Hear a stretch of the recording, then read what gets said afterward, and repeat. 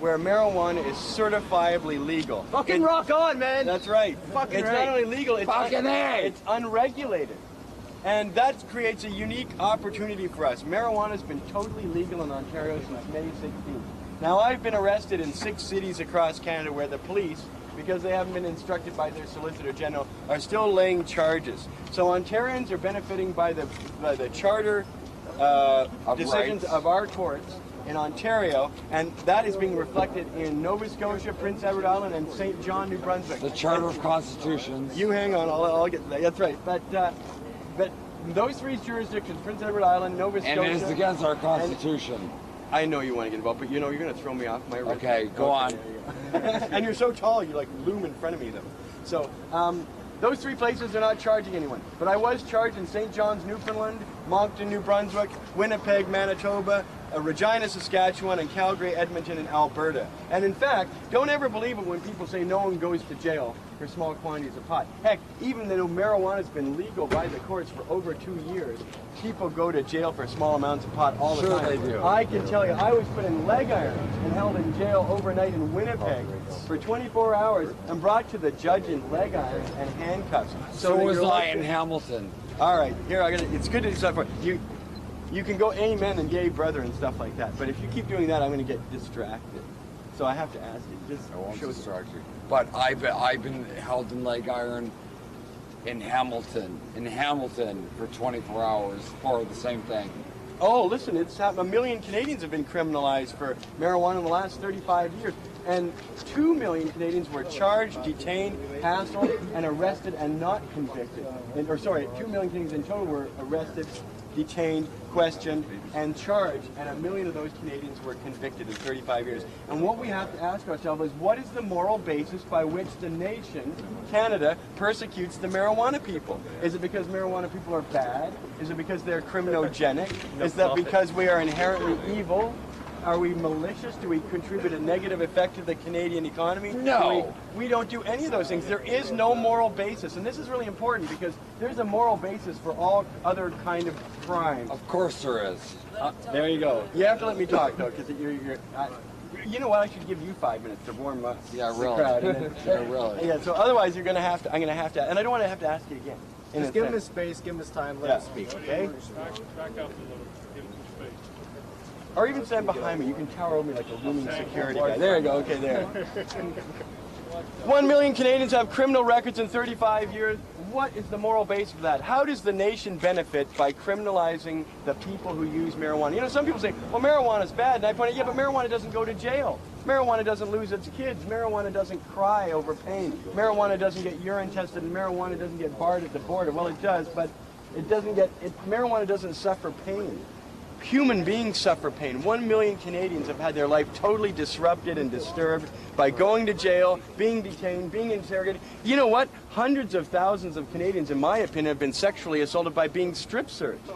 Where did that come in? Where did that become part of a civilized society's regimen? And they're only ever strip searching you for drugs, as though somehow they have a right to sexually assault you, a far greater crime than any kind of drug use might be. They have the right to commit all sorts of crimes. You know, the police have thermal imaging cameras that can see into your home and see you having sex, see you moving about. They follow the heat. 98 degrees makes a very certain silhouette of color, of red color, when they look into your home. And they don't need a warrant to look right into your home and see you moving about, doing things. Of course, ostensibly, they say they're looking for the heat that comes out of grow lights. But they're seeing everything that gives off heat, including the human beings in that house. And they can see you with shocking detail. And they don't even need a warrant just to stare in your home for hours on end at what you're doing. That's invasion of privacy. It's invasion of everything. It's invasion of a civilized decency.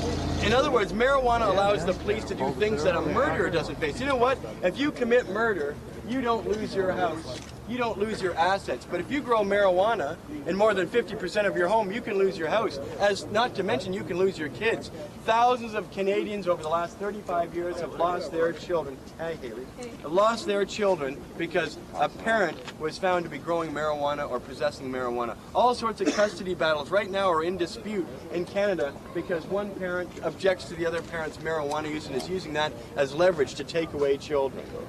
Again, what is the moral basis? You know, I have been waiting a long, long time. I've been involved in this movement for 14 years, and I have never heard one of the 301 members of Parliament ever get up in our Parliament and ask the Justice Minister, what is the moral basis? Why do we do this? How does the nation benefit? Explain what the policy is, why we persecute the marijuana people, and please explain what the benefit is. It would just take 30 seconds for any member of Parliament to get up and ask a very pointed question that is never asked. And you know why? It's unfortunate, but all 301 members of Parliament are agreed on one thing. They all believe and agree on that they are there to control the Canadian people.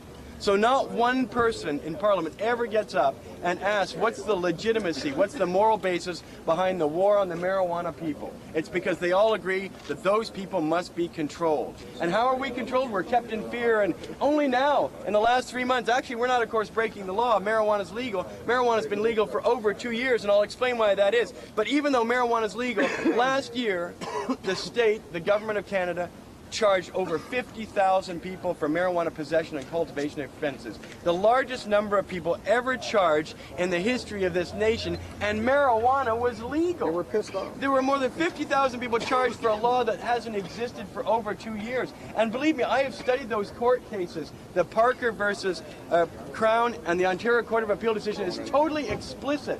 If a new law isn't passed by Parliament in 365 days, marijuana possession ceases to be an offence known unto law in Canada. Ceases to be an offence known unto law. You know what? The government even agreed with that decision. They said, we won't appeal this decision. We won't appeal this decision.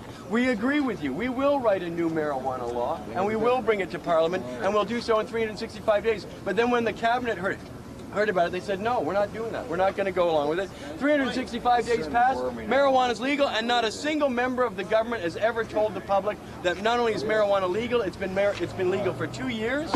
It's been validated by numerous other courts in Ontario, Nova Scotia, New Brunswick, Prince Edward Island. It's been validated by additional courts, and yet not a single member of the Justice Department is willing to fess up to the Canadian public that not only is marijuana legal, but we've charged 75,000 people in the last 2 years for a law that no longer exists. Well, the Attorney Generals of each province are obligated, along with the Solicitor, to inform the police department that marijuana is legal. And not only that, if marijuana is legal, remember, you can regulate, city halls can regulate legal businesses. So City Hall could just say, okay, well, if marijuana is legal and people are growing it in their homes, then people have to get an electrical safety certificate. Spend $100, get a license, you can grow in your home because we know it's safe. Right now, the problem is when you've got a home grow, you tend to get some friend who claims he knows electricity fairly well, because you can't exactly call a guy up out of the yellow pages because you think he'll rat you out. You know, something we all deal with. No Canadian should ever have to deal with the idea that their children will be asked to turn them in through schools, or your parents will turn you in, or your neighbors will turn you in. Imagine we have a society where police solicit on television and posters for to have your neighbors call in and anonymously identify you for a so-called crime that doesn't even exist in law, that would have you lose your children, lose your job, lose your respect and position in the community, all over a plan. And by the way, the Charter of Rights, which has been given to us and has helped us make marijuana legal for 2 years now, starts out with the premise that we, Canadians, recognize the supremacy of God. But if that is true, God is interpreted in the Bibles, the many different Quran, the Bible, the Torah. What is it, Genesis 1:16? 1:12? Take all these seed-bearing plants that I give thee and plant them and make use of them, and they are all good. So Parliament is actually doing what the Bible admonishes us never to do. Man should not tear asunder what God has rendered to man. And so here God lays a plant on earth. Obviously we're meant to use it. Why else would it be here?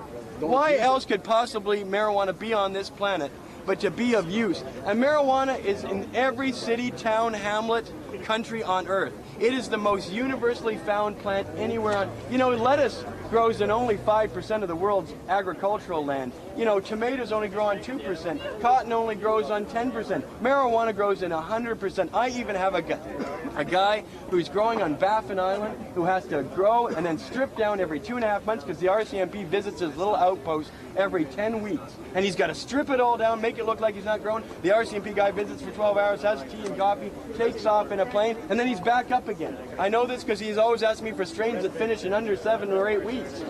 All right, so here we have marijuana growing from Baffin Island. I bet there's some guy growing it in the Antarctic, because he gets sun all the time. It's 24 hours of sun. What a beautiful opportunity it would be to control that kind of intense light and grow some fantastic plants. They put a screen on top. We should be down on Cannon Street. Look at a picture of that. What kind of bud is it, Mark? That's Northern Lights crossed with Hawaiian. 5X By the BC Seed Company there. The 5X. Mark, hold that up. Hold that up, Mark. That is awesome. 164 million people smoke marijuana, and only people in Ontario live in a jurisdiction where marijuana is legal.